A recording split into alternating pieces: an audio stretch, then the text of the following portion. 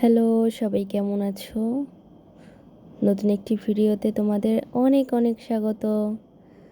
তো আজকেও চলে আসলাম একটা নতুন ব্লগ নিয়ে, যেখানে হচ্ছে আমি প্রতিবারের মতনই সকালবেলা উঠে ফ্রেশ ট্রেশ হয়ে রান্না বান্নার কাজে লেগে পড়লাম। সকালবেলা কিন্তু প্রত্যেকটা মেয়ে মানুষেরই এই একটাই কাজ থাকে, সকালবেলা উঠো, উঠে ফ্রেশ হও, চা নাস্তা করো, তারপর রান্না করো, রান্না করে সবাইকে খাওয়াও, তারপর আবার সেই এঁটো থালা বাসন আবার পরিষ্কার করো, দুপুরের জন্য আবার রান্না করো। এটাই আসলে মেয়েদের কাজ।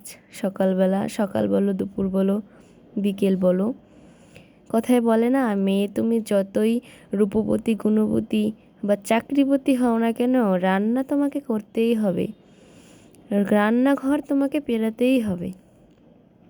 তো অনেক কথাই বলে ফেললাম। তো এখানে আমি অনেক কিছুই কাটাকাটি করতেছি, কিন্তু সেটা আমি দেখাতে পারতেছি না।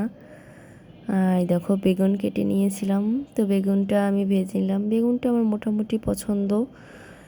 বেগুন খেলে কিন্তু অনেক অ্যালার্জি হয়, যার কারণে আমি খেতে পারি না, মোটামুটি আর কি পছন্দ। তো এই দেখো, বেগুনটা ভেজেও নিয়েছি। তো সকালবেলা তো এখানে দেখো আমি নিজে নিজে হলুদ লাগাচ্ছি, অনেক ভিডিওতে দেখেছি তাই। তো রান্না বান্না করে এখন সকালের খাবার খেতে বসে পড়লাম। সকালে হচ্ছে এখানে বেগুন ভাজি নিয়েছি, কাঁকড় ভাজি নিয়েছি, আর এখানে মরিচ নিয়েছি।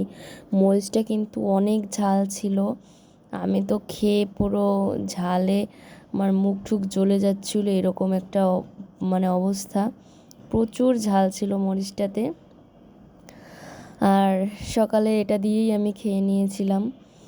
আর আমার কিন্তু তোমাদের সাথে খাওয়ার ভিডিওটা শেয়ার করতে বেশ ভালো লাগে, জানি না তোমাদের কীরকম লাগে, আমার কাছে অনেকটা ভালো লাগে। তো বেগুন দিয়ে খাওয়ার পরে এখানে হচ্ছে শিং মাছ আর ট্যাংরা মাছ দিয়ে একটা ঝোল করেছিলাম, সেটা খাচ্ছি। তো খাওয়ার ভিডিও কেমন লাগে তোমাদের, সেটা কিন্তু আমাকে অবশ্যই কমেন্টে জানাবে।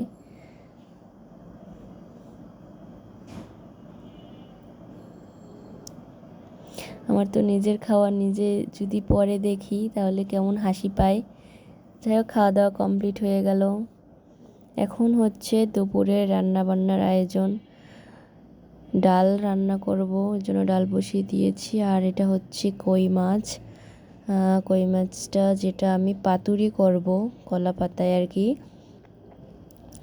এরকম মাছ কিন্তু আমরা ঝোল খাওয়ার থেকে বেশি কলা পাতায় খেয়ে থাকি। সচরাচর এই মাছ আমরা ঝোল খাইও না, দেশি না হলে।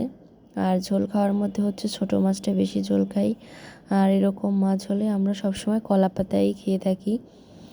আর গাইস, কলা পাতায় মাছ কিন্তু একটা অন্য লেভেলে